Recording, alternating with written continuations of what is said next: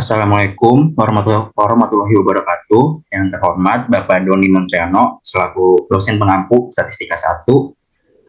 Pada kesempatan kali ini kami dari kelompok 5 ingin mempresentasikan tugas kami, yaitu karya ilmiah yang berjudul pendugaan rata-rata tingkat pengangguran terbuka kabupaten atau kota di Provinsi Jambi pada tahun 2014.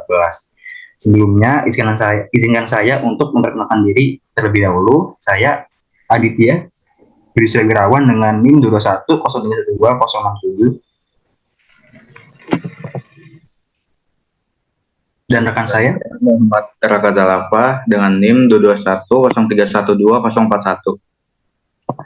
Dan saya Alisa Fitriani dengan NIM 221031070. Oke, boleh ini ke bawah. Oke, pertama kita masuk ke pendahuluan. Jadi data partisipasi Angkatan Kerja di Indonesia itu digunakan untuk perencanaan pembangunan di bidang ketenagakerjaan. Ini dikumpulkan melalui survei Angkatan Kerja Nasional atau Sakernas. Nah, secara umum tujuan untuk pengumpulan data ini bisa melalui Sakernas tadi, yaitu untuk menghasilkan data yang berkesinambungan dari data pokok ketenagakerjaan. Tujuan lainnya juga mencakup beberapa aspek seperti mendapatkan perkiraan jumlah penduduk yang bekerja, jumlah pengangguran, dan indikator ketenagakerjaan lainnya, serta memantau perkembangan di tingkat kabupaten atau kota, provinsi, dan nasional. Boleh scroll ke bawah lagi.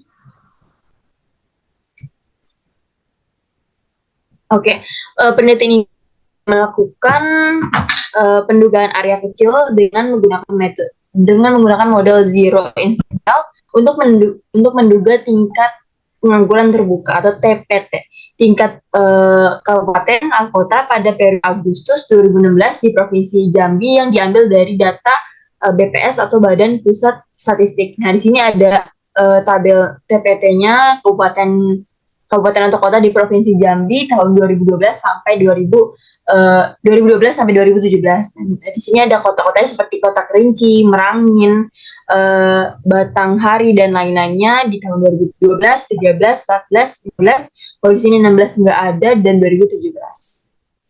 Boleh di-scroll lagi.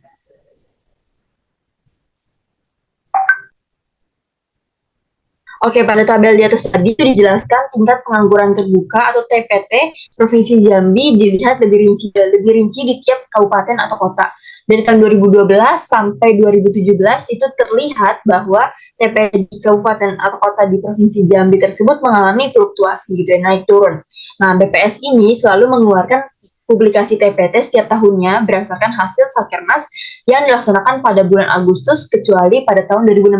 Makanya tadi data 2016 itu kan nggak ada ya. Nah, itu alasannya karena Sakernas tadi tidak mengeluarkan publikasi TPT kecuali bulan Agustus gitu. Boleh next lagi. Nah, mengumpulkan data dari seluruh populasi itu seringkali nggak memungkinkan karena adanya keterbatasan, biaya dan sumber daya lainnya. Maka dari itu kita pengambilan sampel ini sangat dibutuhkan. Dalam permasalahan di atas tadi, nantinya dapat disimpulkan terkait interval rata-rata tingkat pengangguran terbuka atau TPT di Provinsi Jambi khususnya 2015 pada penelitian ini. Nah, pada jumlah populasi yang terlalu banyak akan kita ambil untuk dijadikan sampel dengan harapan jumlah sampel yang kita ambil itu dapat mewakili populasi yang ada.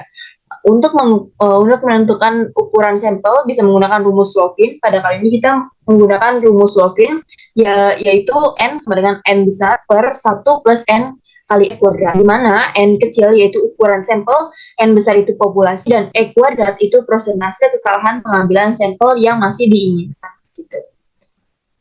Selanjutnya dilanjutkan oleh rekan saya.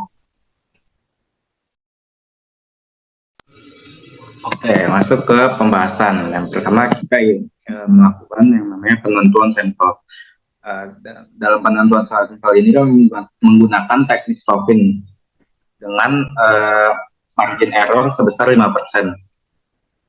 Rumusnya yaitu N kecil dengan N besar per 1 plus N besar dikali E kuadrat. Nah, N besarnya itu jumlah populasinya tadi ada 11, dan E-nya itu tadi margin errornya sebesar 5%, maka 0,05 dikuadratkan. Hasilnya nanti menjadi 10,7 dan dibulatkan menjadi 11. Nah, dan demikian sampel yang digunakan sama dengan populasinya. Artinya semua data dalam populasi yang akan digunakan dalam pendugaan rata-rata pada penelitian ini, sehingga tidak perlu memilih sampel dengan menggunakan angka random. Berikut ini adalah sampel data TPT Kabupaten Kota di Provinsi Jambi pada tahun 2014 yang sudah diurutkan dari yang terkecil sampai yang terbesar.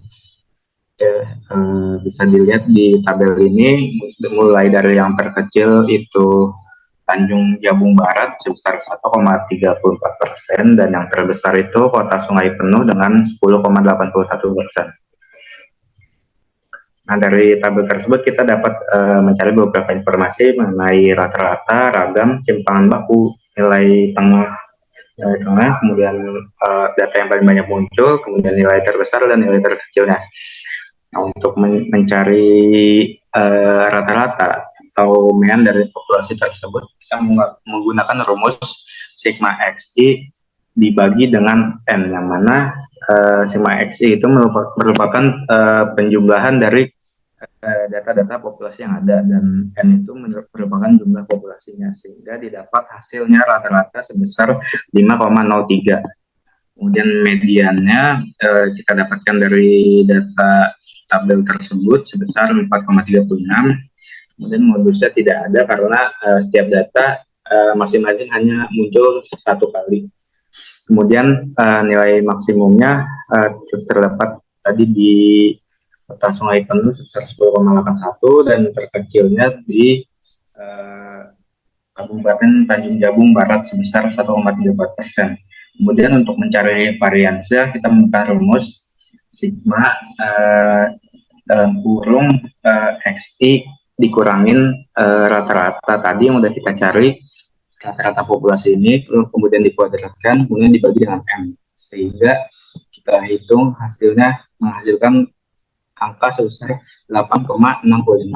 Kemudian untuk standar deviasinya tinggal kita akarkan sehingga menjadi 2,94. Nah, di sini ada tabel karakteristik data dari perhitungan yang sudah kita lakukan tadi. Dari mean rata-rata 5,03, variansinya 8,65, standar deviasi 2,94, median 4,36, dan modusnya tidak ada, maksimal 10,81 dan minimalnya 1,34. Oke, kemudian di sini kita juga perlu yang namanya tabel T-score ini untuk melakukan perhitungan pada pendugaan interval di perhitungan selanjutnya. Kita langsung masuk ke pendugaan titik. Nah, pendugaan titik ini kurang lebih sama seperti mencari rata-rata yang di perhitungan sebelumnya. Rumusnya sigma xi per n. Kemudian dihitung hasilnya sehingga menghasilkan 5,03%. X bar itu nilai taksiran titik, dengan N merupakan jumlah sampel, karena tadi sampel dan populasinya sama 11, maka N kecil dan N besarnya sama. Kemudian untuk pendugaan interval untuk satu populasi dengan nilai sampel yang kurang dari 30, maka kita menggunakan rumus nah ini kita menggunakan rumus X bar dikurang T alfa per 2 dikali standar deviasi per akar N dengan dengan rata-ratanya itu di tengah, kemudian lebih kecil dari X bar plus T alfa per 2 standar deviasi per akar N. Kemudian dihitung, dimasukkan angka-angkanya tadi, nilai X bar itu 5,03, kemudian P-nya itu tadi kita menggunakan margin error-nya itu sebesar 5%, sehingga 0,05 dibagi 2 dikali dengan standar deviasi 2,94 dibagi dengan akar N 11. Nah, di sini juga ada ketentuan di sini, perhitungan DF-nya. DF itu tadi di degree of freedom yang ada di tabel skornya untuk menentukan di mana letak nilai P-nya tersebut. Nah, kita dengan cara N dikurang K. N-nya itu tadi sampel sebanyak 11 dan K-nya itu variabel dari datanya tersebut. Kenapa di sini 2? Karena kita ada di data tabel itu tadi ada 2 variabel, ada kabupaten dan ada persentase dari tingkat pengangguran terbuka itu sendiri, sehingga DF-nya 9. Kemudian di sini kita masuk ke perhitungan selanjutnya. Jadi di sini kan yang T itu tadi kan 0,05 dibagi 2 sehingga menjadi 0,025. Nah, di tabel T-score yang di atas tadi itu dengan tingkat kepercayaan 95% dan probabilitasnya yang 0,025 dan DF-nya itu 9, itu nilainya sebesar 2,262. Sehingga dihitung hasilnya kemudian menjadi 2,005. Sehingga untuk yang interval kirinya sebesar 3,025 dan yang kanan 7,035. Memang beda di tanda minus dan plusnya untuk perbedaan di kiri dan di kanannya. Kemudian untuk keterangannya tadi untuk alfanya itu 1, kurangin tingkat kepercayaan. Kemudian X bar itu rata-rata sampel dan mu ini adalah rata-rata populasi. Ini merupakan standar deviasi atau simpangan baku. N-nya itu banyak percobaan atau yang dari sampel tadi. Kemudian K itu banyaknya variabel dan DF itu degree of freedom. Oke, selanjutnya dilanjutkan oleh rekan saya.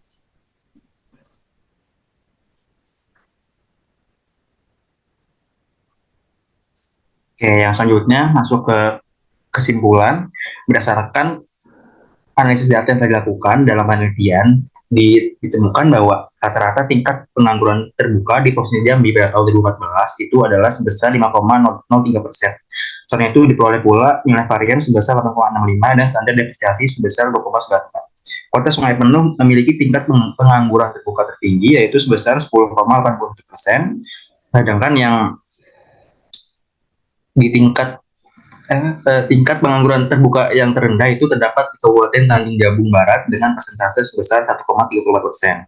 Dengan menggunakan perhitungan yang telah dilakukan, dapat disimpulkan bahwa estimasi nilai rata-rata dapat dibagi menjadi 2 kategori, yaitu yang pertama ada pendugaan titik dalam mencari nilai estimasi rata-rata nilai tingkat pengangguran terbuka atau TPT Provinsi Jambi pada tahun 2014 adalah sebesar 5,03. Lalu yang kedua itu pendugaan sulap kepercayaan dalam menentukan rata-rata nilai tingkat pengangguran terbuka Provinsi Jambi pada tahun 2014 berkisar antara 3,025 sampai 7,035.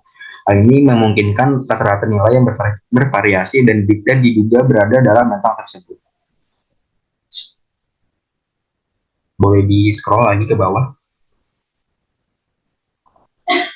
Selanjutnya di sini ada daftar pustaka yang kami gunakan sebagai acuan untuk mengerjakan karya ilmiah ini. Oke, sekian dulu dari presentasi dari kami. Kurang lebihnya mohon maaf. Wassalamualaikum warahmatullahi wabarakatuh.